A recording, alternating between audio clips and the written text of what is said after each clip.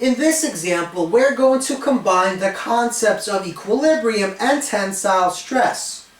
A 30-kilogram box is being raised by pulling on the ends of a nylon cord that goes over two 3-meter high poles that are 4 meters apart. So we have two poles that are 4 meters apart.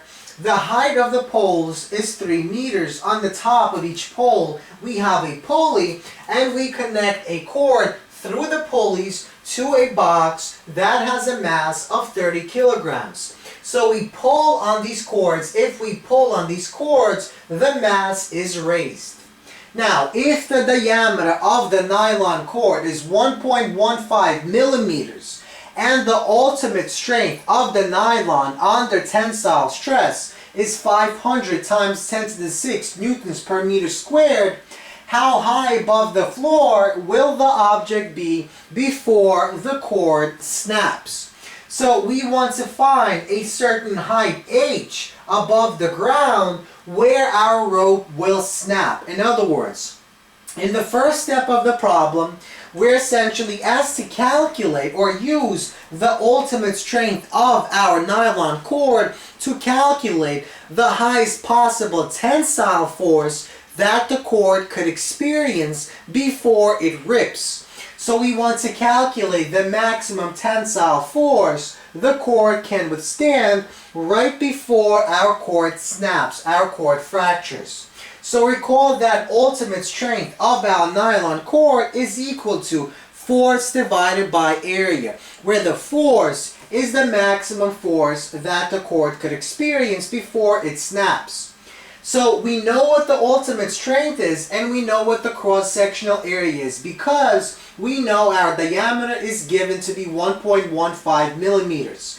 So if we bring the cross-sectional area to the left side of the equation, we can solve for the maximum force. So force maximum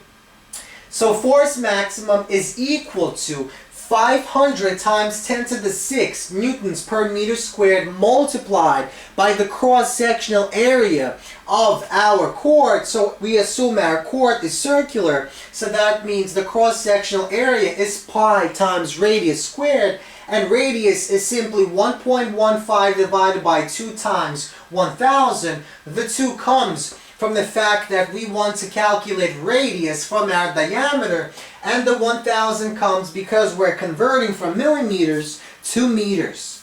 So we calculate this, we squared multiplied by pi and multiplied by the ultimate strength of our nylon cord, and we get an approximate maximum force of 520 newtons. In other words, if the tension in the cord exceeds this value, our cord will snap.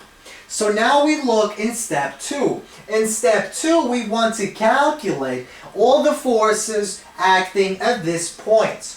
So at this point, we have the force of gravity, m times g, that's pulling directly vertically downward along the y-axis. And we have two identical tensile forces, Ft, which points this way, and Ft, which points this way.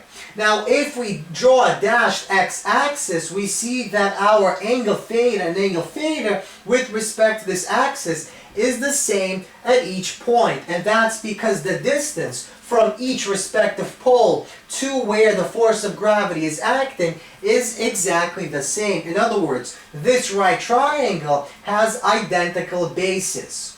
So, right before our cord snaps, we're making the assumption that our box is in equilibrium, and that means the sum of the forces acting on our box, on the object, along the y-axis is 0. So these two forces are both at an angle, and that means they each have a y-component force.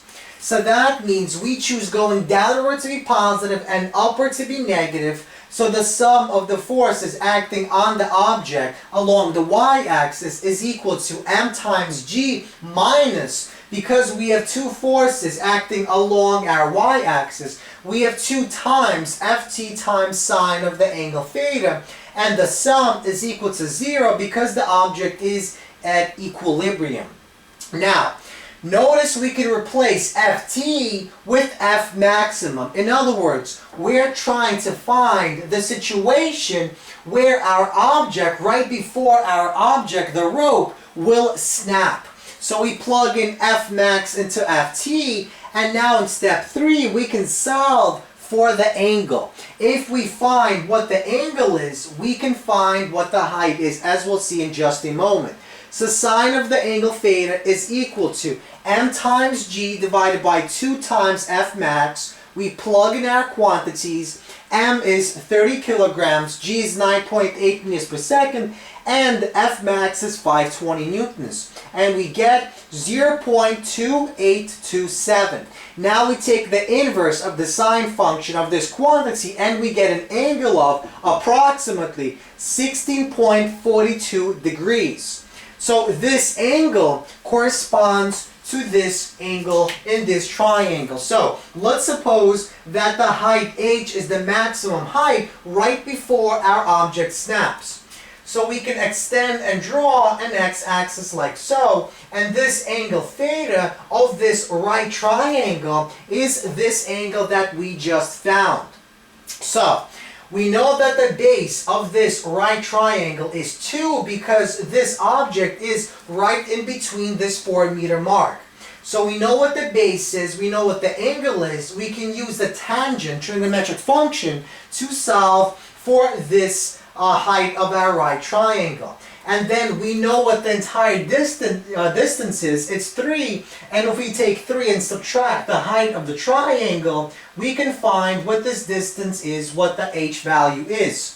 So we take our tangent function, we take tangent of this angle and multiply it by this base 2, and we get x. The height of this triangle is 0.59 meters. And now we take the entire height, 3, and subtract our value of 0.59 meters, and we get 2.41 meters. So that means this quantity here, the height, right before our rope breaks, is 2.41 meters.